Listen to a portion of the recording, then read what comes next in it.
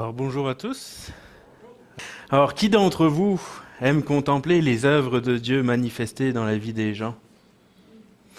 Ne sommes-nous pas émerveillés toutes les fois que nous voyons Dieu transformer des vies autour de nous? Pour cette raison, je vous propose ce matin encore de poursuivre notre série sur les rencontres qu'a fait Jésus lors de son ministère terrestre. Laissons-nous à nouveau éblouir et transformer par son œuvre dans les cœurs. Et aujourd'hui, je vous propose d'étudier la première partie du récit de la guérison de l'aveugle de naissance, en Jean chapitre 9, versets 1 à 13. Jésus vit, en passant, un homme aveugle de naissance. Ses disciples lui firent cette question, « Rabbi, qui a péché, cet homme ou ses parents pour qu'il soit né aveugle ?» Jésus répondit, « Ce n'est pas que lui ou ses parents aient péché, mais c'est afin que les œuvres de Dieu soient manifestées en lui. Il faut que je fasse, tandis qu'il est jour, les œuvres de celui qui m'a envoyé. La nuit vient où personne ne peut travailler. Pendant que je suis dans le monde, je suis la lumière du monde. » Après avoir dit cela, il cracha à terre et fit de la boue avec sa salive. Puis il appliqua cette boue sur les yeux de l'aveugle et lui dit, « Va et lave-toi au réservoir de Siloé, nom qui signifie envoyé. » Il y alla, se lava et s'en retourna, voyant clair. Ses voisins et ceux qui auparavant l'avaient connu comme un mendiant disaient, « N'est-ce pas là celui qui se tenait assis et qui mendiait ?» Les uns disaient, « C'est lui. » D'autres disaient, « Non, mais il lui ressemble. » Et lui-même disait, « C'est moi. » Ils lui dirent donc, « Comment tes yeux ont-ils été ouverts ?» Il répondit, « L'homme qu'on appelle Jésus a fait de la boue, a oint mes yeux et m'a dit, « Va au réservoir de Siloé et lave-toi. » J'y suis allé, je m'y suis lavé et j'ai recouvré la vue. Ils lui dirent, « Où est cet homme ?» Il répondit, « Je ne sais pas. » Ils menèrent vers les pharisiens celui qui avait été aveugle. Alors comme on peut le voir dans le dernier verset que nous venons de lire, l'histoire ne s'arrête pas là, ils vont le mener devant les pharisiens. Mais aujourd'hui, nous nous concentrerons uniquement sur cette première partie du récit puisqu'il y a déjà beaucoup de matière à étudier. Tout d'abord, notre texte débute au verset 1 par « Jésus vit en passant ». Regardons alors brièvement le contexte dans lequel se déroule cette histoire. Dans le chapitre précédent, Jésus se trouve dans la cour du temple de Jérusalem et s'adresse au public. Jean chapitre 8, verset 12. Jésus parla de nouveau en public. « Je suis la lumière du monde, dit-il. Celui qui me suit ne marchera pas dans les ténèbres, il aura la lumière de la vie. » Immédiatement, comme à leurs habitudes, les pharisiens ne peuvent s'empêcher de réagir. Ce qui entraîne un échange finalement assez direct avec Jésus qui se termine par la proclamation au verset 58. Jésus leur dit, en vérité, je vous le dis, avant qu'Abraham fût, je suis. Et par cette phrase-là, Jésus se proclame donc Dieu lui-même, puisqu'il fait ici référence à la manière dont Dieu s'était présenté à Moïse lors du buisson ardent. On voit ça en Exode 3, versets 13 à 14. Moïse reprit, « J'irai donc trouver les Israélites et je leur dirai, le Dieu de vos ancêtres m'a envoyé vers vous. Mais s'ils me demandent quel est son nom, que leur répondrai-je ? Alors Dieu dit à Moïse, « Je suis celui qui est. » Puis il ajouta, « Voici ce que tu diras aux Israélites, « Je suis m'a envoyé vers vous. » À la suite donc de cette affirmation de Jésus, le texte nous dit au verset 59, « À ces mots, les pharisiens se mirent à ramasser des pierres pour les lui jeter, mais Jésus disparut dans la foule et sortit de l'enceinte du temple. » Et c'est donc là maintenant que prend place notre récit qui débute par « Jésus vit, en passant, un homme aveugle de naissance ». Et ce que Jésus a affirmé juste avant en se proclamant la lumière du monde, il va maintenant en donner une belle illustration, puisqu'il va rendre la vue à cet aveugle. Maintenant, ses disciples se tenant avec lui se posent un peu la même question que tout le monde se pose à un moment donné dans sa vie face au mal et à la souffrance. Aujourd'hui, dans notre société où l'athéisme prend beaucoup de place, la question est plus formulée ainsi. Si Dieu existe, pourquoi la souffrance ?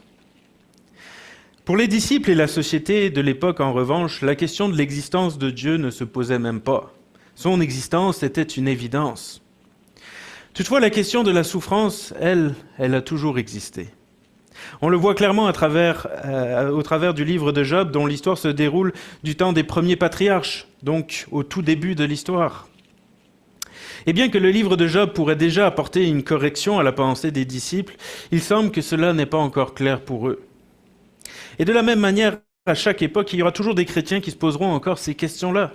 Et c'est normal, chacun avance à son rythme, et même si à notre conversion, le Saint-Esprit ôte une partie du voile qu'il y avait jusque-là sur nos yeux, la connaissance et la compréhension des vérités bibliques ne se fait pas forcément instantanément.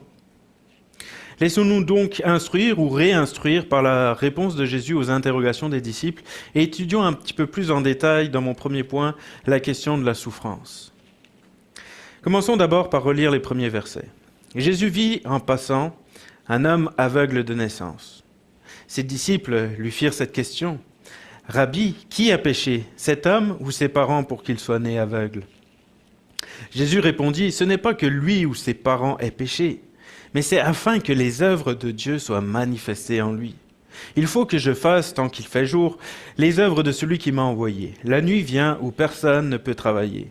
Pendant que je suis dans le monde, je suis la lumière du monde. » Alors pour les disciples, visiblement, si cet homme était aveugle, il ne peut y avoir que deux raisons. Soit cet homme a péché, soit c'est ses parents qui l'ont fait. Ils n'envisagent même pas une autre possibilité. En fait, les disciples ne cherchent pas tant à savoir pourquoi la souffrance est permise dans la vie de cet homme. Et remarquez encore qu'ils n'interpellent pas non plus Jésus pour lui demander de guérir ce pauvre homme.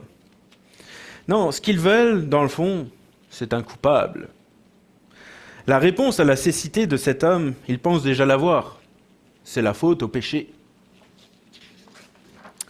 Maintenant, ce qui est drôle, c'est que dans le chapitre précédent, lors de sa discussion avec les pharisiens, Jésus leur avait justement dit ceci, au versets 15 et 16. « Vous jugez selon les critères purement humains. Moi, je ne juge personne. Et à supposer que je porte un jugement, ce jugement est vrai, car je ne suis pas seul pour juger. Mais avec moi, il y a aussi le Père qui m'a envoyé. » On voit donc que les disciples ici ont bien été contaminés par la pensée des pharisiens.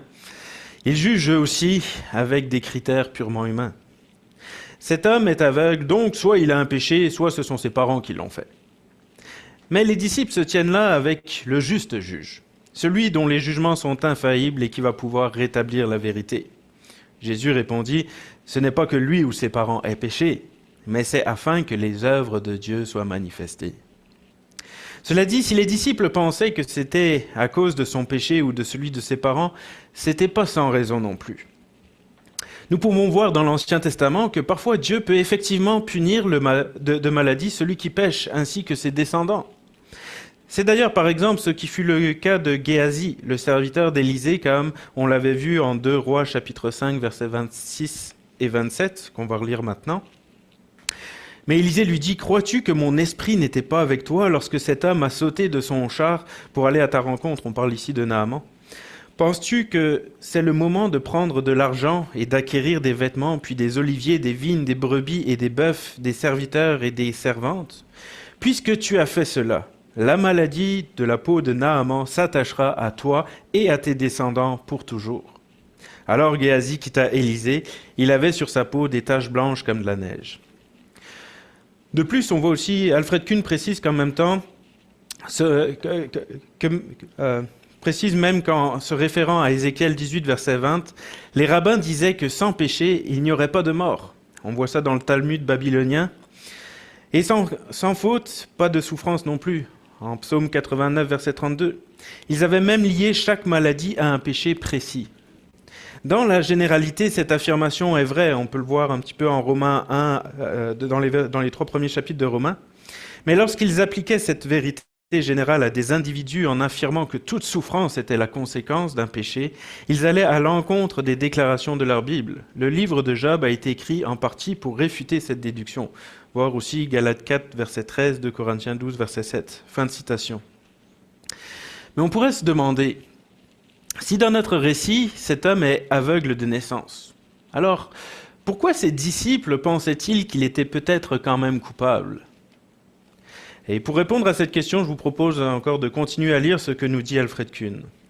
Le Midrash Rabbah, se basant sur un verset du Deutéronome, dit par exemple qu'une femme enceinte qui pêche fait pécher son enfant avant sa naissance. Frédéric Bruce rapporte une curieuse discussion entre Jacob et Ésaü dans le ventre de leur mère. Se basant sur Psaume 58, verset 4, qui dit « Dès le ventre de leur mère, les méchants s'égarent », les rabbins montraient que la tendance au péché s'est manifestée en Ésaü dès avant sa naissance. D'un autre côté encore, le péché des parents était reporté sur les enfants. Un autre commentaire rabbinique prétend que si une femme enceinte participe à un culte païen, son fœtus est considéré comme ayant participé au rite païen. Fin de citation. Voilà donc ce qui poussait les disciples de Jésus à croire que c'était soit cet homme, soit ses parents qui étaient responsables de son handicap. Mais Jésus leur répond, « Ce n'est pas que lui ou ses parents aient péché, mais c'est afin que les œuvres de Dieu soient manifestées en lui. Il faut que je fasse tandis qu'il est jour, les œuvres de celui qui m'a envoyé. La nuit vient où personne ne peut travailler. Pendant que je suis dans le monde, je suis la lumière du monde. » Autrement dit, bien que comme chacun de nous, il ne soit pas sans faute, ses parents ni lui, ils ne sont pas sans faute, ce n'est pas tant à cause de leur péché ou de celui de ses parents qu'il est aveugle. Cela nous fait d'ailleurs penser à d'autres paroles que Jésus a prononcées en Luc chapitre 13, après que Pilate ait eu fait tuer des Galiléens. On voit ça dans les 5 premiers versets. À cette époque survinrent quelques personnes qui informèrent Jésus que Pilate avait fait tuer des Galiléens pendant qu'ils offraient leurs sacrifices. Jésus leur dit, « Pensez-vous que ces Galiléens ont subi un sort si cruel parce qu'ils étaient de plus grands pécheurs que tous leurs compatriotes ? Non, je vous le dis, mais vous, si vous ne changez pas, vous périrez tous, vous aussi. Rappelez-vous aussi ces 18 personnes qui ont été tuées quand la tour de Siloé s'est effondrée sur elles. Croyez-vous qu'elles aient été plus coupables que tous les autres habitants de Jérusalem ? Non, je vous le dis, mais vous aussi, si vous ne changez pas, vous périrez tous. » Donc, le malheur, la maladie, la souffrance ne sont pas forcément le fruit du péché commis par ceux qui les subissent. Et cela même si les malheurs arrivent les uns après les autres. Pour Job, c'était un déferlement de malheurs qui lui était arrivé. Mais l'Écriture nous dit bien à son sujet qu'il était juste et que ce n'était pas en raison de son péché. En fait, ce que l'on voit dans la Bible, c'est que la justice ne s'accomplit pas toujours sur la terre. C'est ce que l'on voit notamment en Ecclésiaste chapitre 8, verset 14. « Il est une vanité qui a lieu sur la terre. C'est qu'il y a des justes auxquels il arrive selon l'œuvre des méchants, et des méchants auxquels il arrive selon l'œuvre des justes. Je vous dis que c'est encore là une vanité. » C'est aussi d'ailleurs ce que formule extrêmement bien le psaume 73 que je vous encourage à lire de votre côté. Prenez note, le psaume 73 est vraiment bon pour exprimer cette pensée-là. Quoi qu'il en soit, cela nous démontre bien encore une fois à quel point l'évangile de prospérité ne tient pas la route et est contraire à la parole de Dieu. J'aime d'ailleurs bien la remarque aussi de Jean Calvin sur ce texte de Jean qu'on étudie, qui dit ceci. « De plus, il y a diverses fins pourquoi Dieu afflige les hommes. Car Saint Pierre et Saint Paul ont été mis en la main du bourreau aussi bien qu'on y met les plus méchants larrons et brigands. Nous en recueillons que dans les peines qu'endurent les hommes, il n'y a point toujours des causes qu'on puisse montrer du doigt. » Fin de citation. Ce que nous enseigne donc la réponse de Jésus dans ce texte, c'est que concernant la souffrance et la maladie, il faut faire attention aux généralités et aux conclusions hâtives. Oui, la Bible, y compris le Nouveau Testament, nous enseigne que certaines maladies ou épreuves sont parfois là pour nous corriger, comme on peut le comprendre dans les paroles de Jésus à l'église de Laodicée, en Apocalypse 3,19, « Moi, je reprends et je châtie tous ceux que j'aime. » Mais cela se voit encore plus clairement en 1 Corinthiens 11, lorsque Paul parle du repas du Seigneur, versets 29 à 32. « Car celui qui mange et boit sans discerner le corps du Seigneur mange et boit un jugement contre lui-même. Et c'est pour cela qu'il y a parmi vous beaucoup d'infirmes et de malades et qu'un grand nombre sont morts. Si nous nous jugions nous-mêmes, nous ne serions pas jugés. Mais quand nous sommes jugés, nous sommes châtiés par le Seigneur, afin que nous ne soyons pas condamnés avec le monde. » En revanche, si parfois la maladie et la souffrance sont effectivement un châtiment de Dieu pour celui qui pêche, ce n'est pas pour autant toujours le cas. Parfois, cela peut simplement être pour que les œuvres de Dieu soient manifestées en nous. Alors, si nous passons par la souffrance et que nous avons une conscience pure devant Dieu, cela peut être aussi une vraie consolation de se dire que c'est pour que les œuvres de Dieu soient manifestées en nous, n'est-ce pas ? Et d'un autre côté, cela est aussi une exhortation pour chaque chrétien à ne pas condamner trop rapidement notre frère ou notre sœur qui passe par la souffrance ou la maladie. Et maintenant que la théologie défaillante de ses disciples, et peut-être la nôtre au passage, a été rectifiée, Jésus va passer à l'action avant qu'il ne soit trop tard, comme il le précise dans les versets 4 et 5. « Il faut que je fasse, tandis qu'il est jour, les œuvres de celui qui m'a envoyé. La nuit vient où personne ne peut travailler. Pendant que je suis dans le monde, je suis la lumière du monde. » Par ces mots, Jésus veut dire que son temps sur la terre étant compté, il y a un besoin et une urgence pour lui de manifester les œuvres de Dieu, et notamment avec cet aveugle-né. C'est ce que nous allons maintenant voir dans mon second point, la manifestation de l'œuvre de Dieu. Manifestation qui ne s'est d'ailleurs pas uniquement limitée au miracle en soi, mais qui a surtout eu lieu dans les cœurs, comme nous le verrons plus tard. Néanmoins, avant de constater cela, étudions d'abord le miracle en lui-même. Le verset 1 nous précise que cet homme est aveugle depuis sa naissance. À ce sujet, j'aimerais vous partager une note qui se trouve dans l'encyclopédie des difficultés bibliques et qui nous dit ceci. Dans Jean 9, il ne s'agissait pas d'une cécité acquise par maladie, mais d'une cécité congénitale déjà présente à l'état fœtal intervenue par arrêt du développement des yeux à un moment donné de la gestation. L'ophtalmologue en question, qu'Alfred Kuhn cite en fait un petit peu plus haut, dit qu'il s'agissait là d'anophtalmie, c'est-à-dire d'absence de pupille, ou de microphthalmie, c'est-à-dire que la pupille n'est présente qu'à l'état embryonnaire. Ces cas sont extrêmement rares. Des enfants atteints d'anophtalmie du second degré ne survivent généralement pas longtemps car ce défaut de développement se conjugue d'ordinaire à d'autres maladies du cerveau. Chez cet homme, il s'agissait donc d'une anophtalmie du premier degré. Dans ce cas, le reste du corps est généralement normal. Cet aveugle avait par exemple un raisonnement très logique qui semblait faire complètement défaut aux pharisiens. Du point de vue d'un ophtalmologue, il ne s'agissait pas dans ce cas d'un miracle de guérison, mais d'un miracle de création de deux organes qui manquaient complètement à cet homme. Il fallait de plus créer l'organe sensoriel dont cet homme était également dépourvu. Les connexions nerveuses qui transmettent l'image visuelle au cerveau et lui permettent de déchiffrer ce que l'on voit, C'est lentement au cours de bien des années que notre discernement visuel s'affine. Chez cet homme, le miracle a accompli tout cela instantanément. Fin de citation. C'est quand même merveilleux. Et lorsqu'on est conscient de cela, l'on comprend tout de suite mieux que ce que l'aveugle de naissance dira plus tard aux pharisiens, au verset 32. Depuis que le monde est monde, jamais on a entendu dire que quelqu'un ait rendu la vue à un aveugle de naissance. Ayant maintenant compris cela, relisons aussi les versets 6 et 7. Après avoir dit cela, il cracha à terre et fit de la boue avec sa salive, puis il appliqua cette boue sur les yeux de l'aveugle. Il lui dit « Va et lave-toi au réservoir de Siloé », nom qui signifie « envoyé ». Il y alla, se lava et s'en retourna, voyant clair. On dit souvent que la curiosité est un vilain défaut, mais cette affirmation est loin d'être toujours vraie. Dieu nous invite d'ailleurs à la curiosité lorsqu'il dit en Jérémie 29, verset 13 « Vous me chercherez et vous me trouverez si vous me cherchez de tout votre cœur ». Ça demande la curiosité pour chercher l'Éternel. Et lorsqu'on étudie sa parole, il est toujours bon d'être curieux et de questionner le texte. C'est ainsi que l'on y découvre parfois de précieux trésors. Dans notre récit, par exemple, il est bon de se demander pourquoi les détails de la guérison de l'aveugle nous sont donnés avec tant de précision.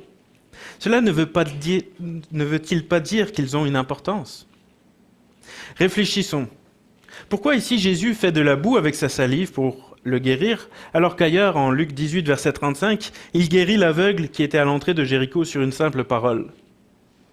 Ou encore, pourquoi en Marc 8, versets 22 à 26, lorsqu'il rencontre l'aveugle de Bethsaïda, il crache sur ses yeux et lui impose les mains, mais il ne fait pas de boue comme il le fit avec l'aveugle de naissance.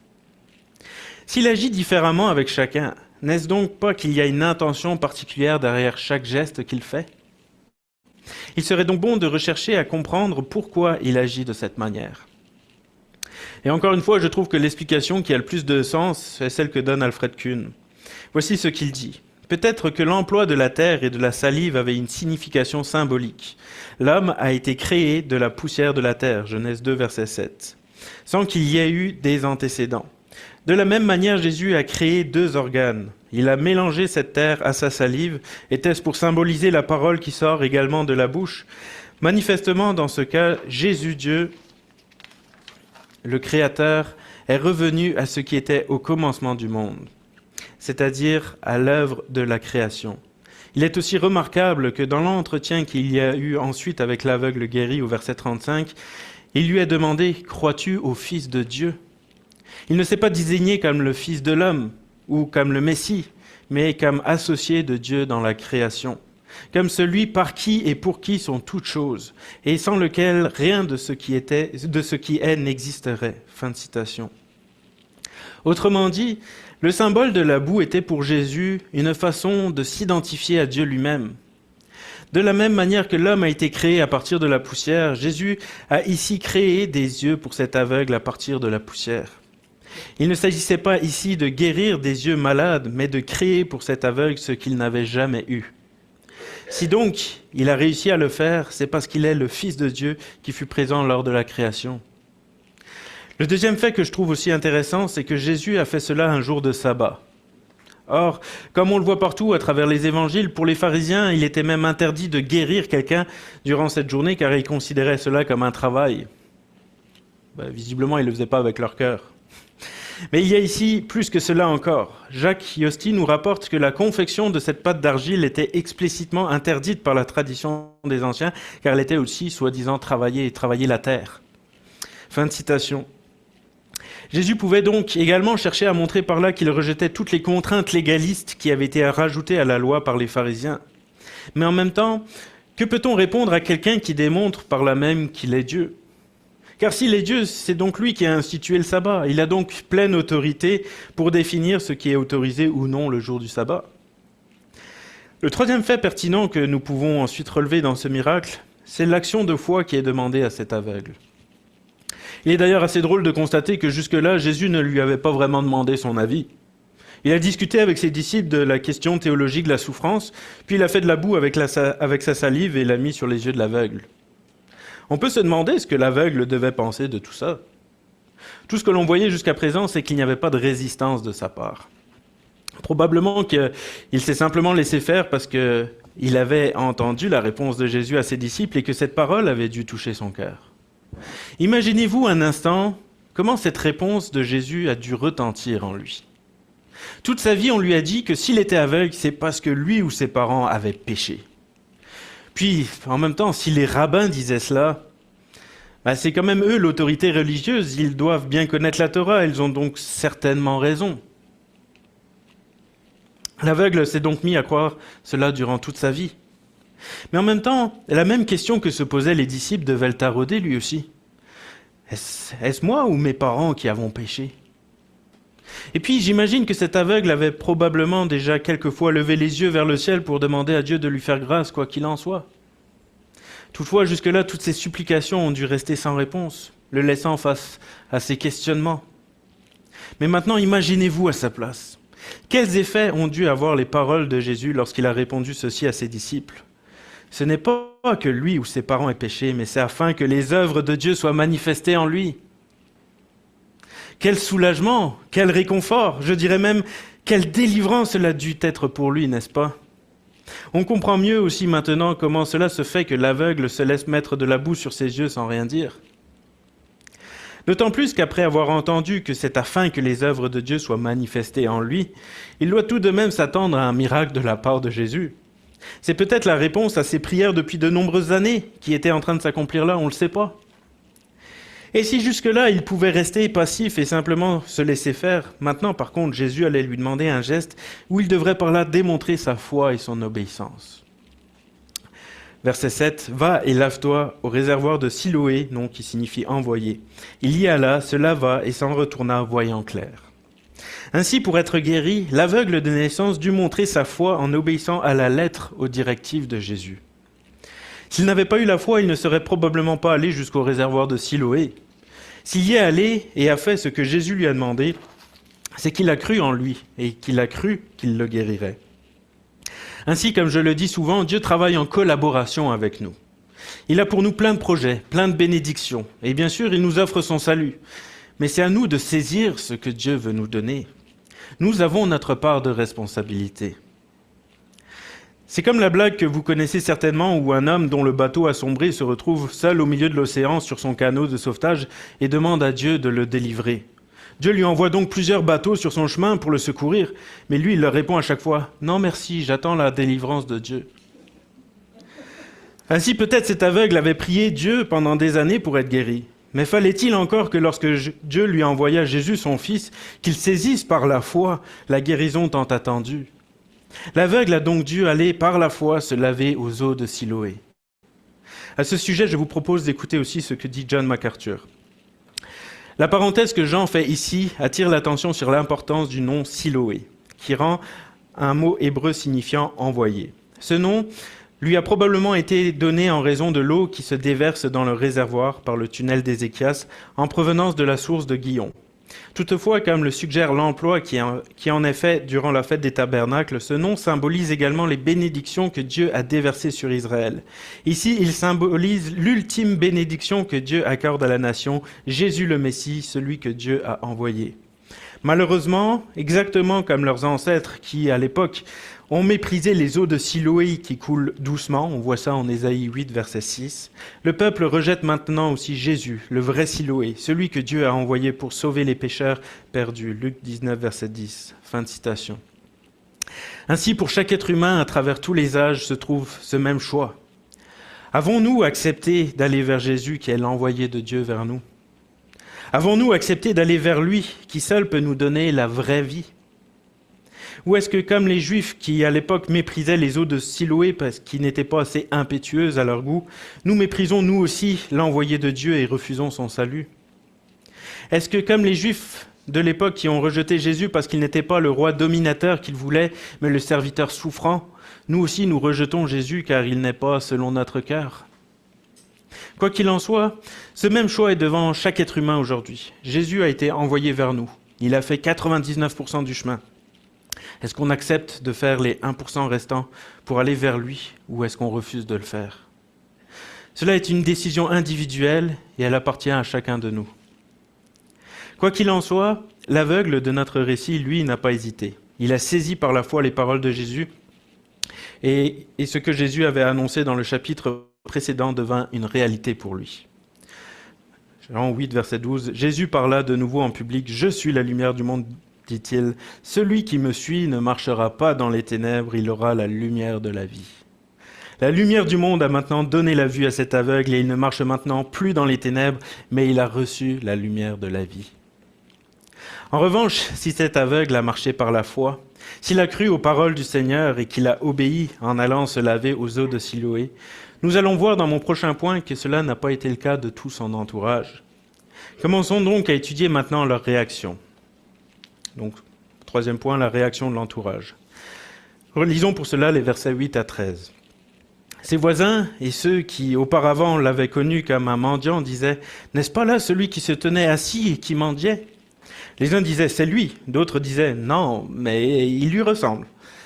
Et lui-même disait « C'est moi ». Et lui dirent donc « Comment tes yeux ont-ils été ouverts ?» Il répondit « L'homme qu'on appelle Jésus a fait de la boue, a oint mes yeux et m'a dit « Va au réservoir de Siloé et lave-toi ». J'y suis allé, je m'y suis lavé et j'ai recouvré la vue. Ils lui dirent « Où est cet homme ?» Il répondit « Je ne sais pas ». Autrement dit, j'étais aveugle. Ils menèrent vers les pharisiens celui qui avait été aveugle. Comme va le dire Louis Bonnet dans la Bible annotée, l'hésitation de son entourage se conçoit d'autant mieux que la physionomie de cet homme devait paraître tout autre depuis que ses yeux s'étaient ouverts et rayonnaient de joie. Fin de citation. En effet, imaginons un instant la transformation radicale que cela a dû opérer chez cet homme. Il ne s'agit pas là seulement d'un aveugle-né qui voit maintenant, mais il s'agit là d'un mendiant malheureux, probablement recroquevillé sur lui-même par le poids de sa misère et de sa culpabilité, qui doit maintenant transpirer la joie, la reconnaissance, l'émerveillement, la vie et la paix. Quelle délivrance cela devait être pour lui! Non seulement il est libéré du fardeau de la culpabilité qui pesait sur ses épaules en raison de l'étiquette de pécheur qui lui a toujours collé à la peau, mais en plus il goûte maintenant au plaisir de voir. Le plaisir de voir qui signifie à la fois la fin d'un handicap, mais qui signifie également le plaisir de découvrir la beauté de la création divine. On comprend donc bien le questionnement de ses voisins et de ceux qui le voyaient mendier auparavant. L'œuvre transformatrice de Jésus dans la vie des gens est tellement extraordinaire qu'ils deviennent parfois méconnaissables. Peut-être que plusieurs d'entre vous en ont déjà été témoins. Cela ne vous est-il jamais arrivé de voir une personne être tellement transformée que la première fois que vous l'avez revue, vous aviez eu du mal à la reconnaître? Nous pouvons donc quand même bien comprendre cette interrogation de la part de ceux qui côtoyaient l'aveugle avant sa guérison. D'autant plus que, comme l'aveugle-né dira plus tard au verset 32, « Depuis que le monde est monde, jamais on n'a entendu dire que quelqu'un ait rendu la vue à un aveugle de naissance. » Le doute n'est d'ailleurs pas un mauvais réflexe en soi non plus. Nous citons souvent à ce sujet l'exemple des chrétiens de Bérée qui sont loués pour leur esprit critique. Acte 17, versets 10 et 11. « Aussitôt les frères firent partir de nuit Paul et Silas pour Bérée. Lorsqu'ils furent arrivés, ils entrèrent dans la synagogue des Juifs. Ces Juifs avaient des sentiments plus nobles que ceux de Thessalonique. Ils reçurent la parole avec beaucoup d'empressement et ils examinaient chaque jour les Écritures pour voir si ce qu'on leur disait était exact. » Nous ne pouvons donc pas reprocher à ceux qui avaient l'habitude de côtoyer l'aveugle de douter ou de questionner celui-ci pour l'amener ensuite devant les pharisiens afin qu'ils examinent la chose.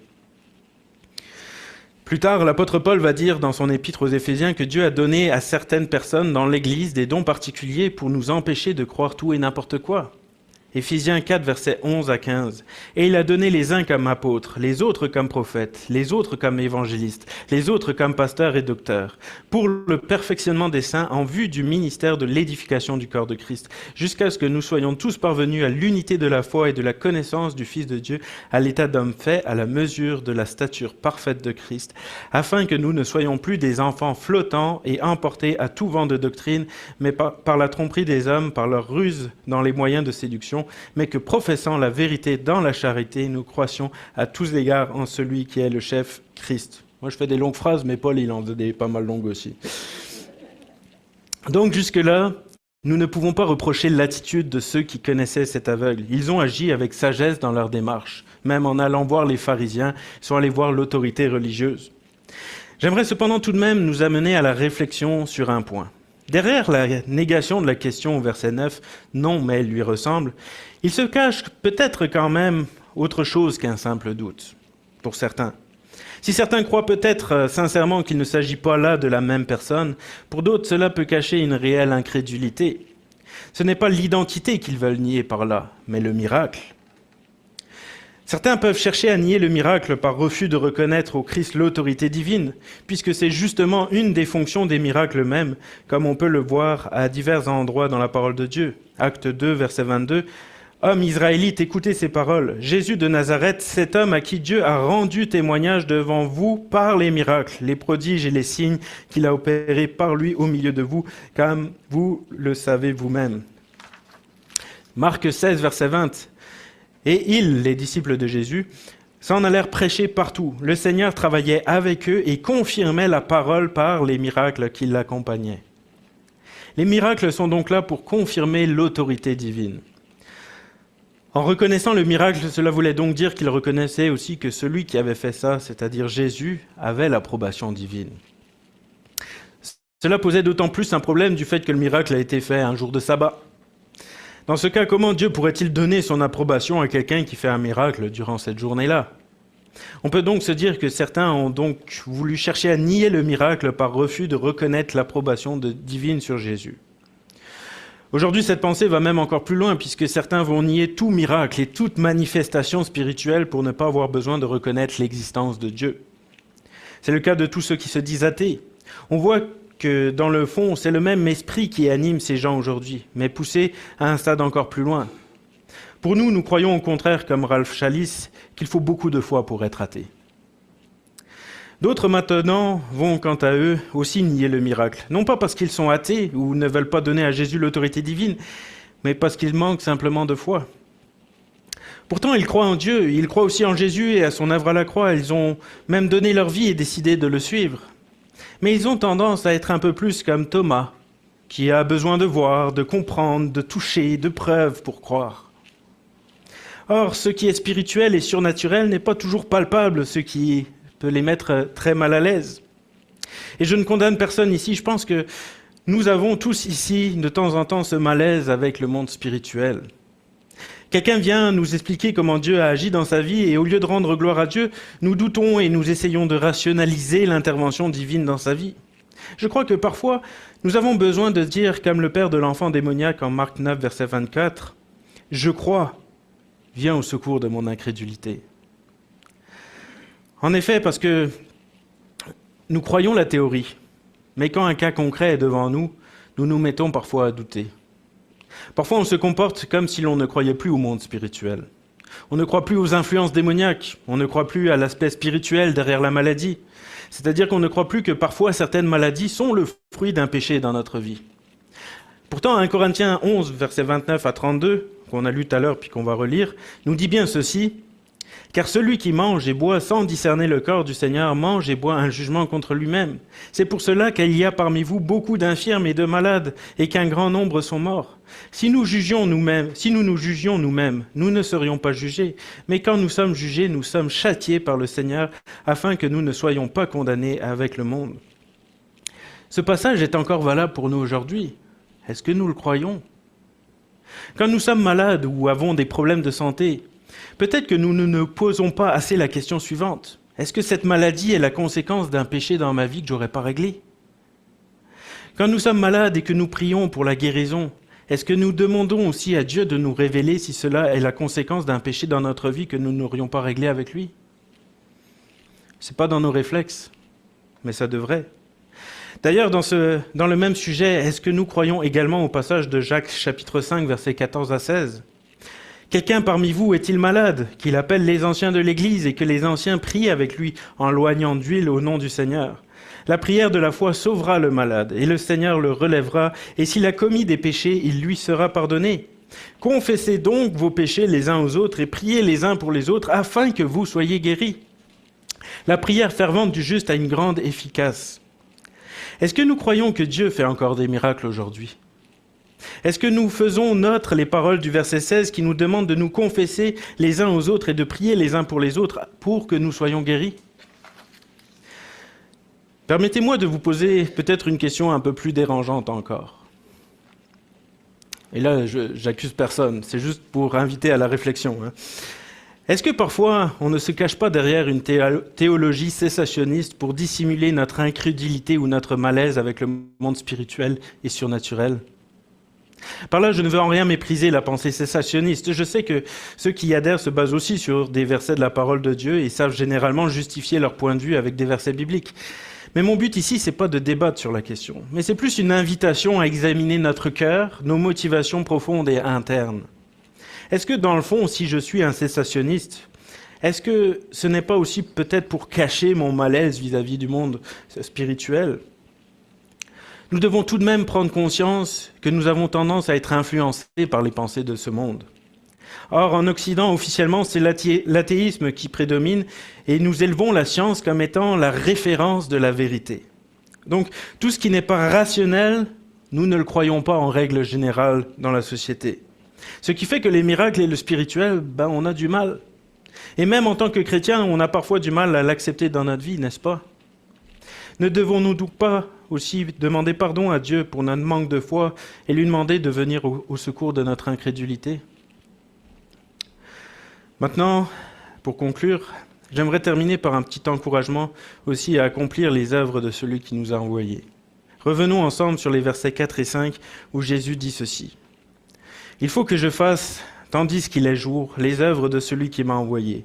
La nuit vient où personne ne peut travailler. Pendant que je suis dans le monde, je suis la lumière du monde. » Bien sûr, lorsqu'il dit ceci, Jésus parlait de sa mort à la croix et de son ascension qui allait suivre. Mais cela ne nous fait-il pas penser à un autre passage de la Bible? Relisons ensemble Matthieu chapitre 5, versets 10 à 16. « Heureux ceux qui sont persécutés pour la justice, car le royaume des cieux est à eux.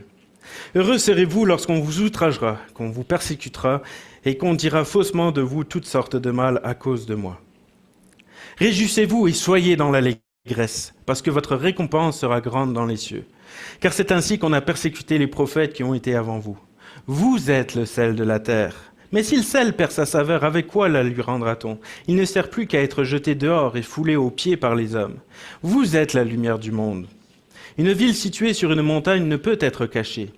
Et on n'allume pas une lampe pour la mettre sous le boisseau, mais on la met sur le chandelier et elle éclaire tous ceux qui sont dans la maison.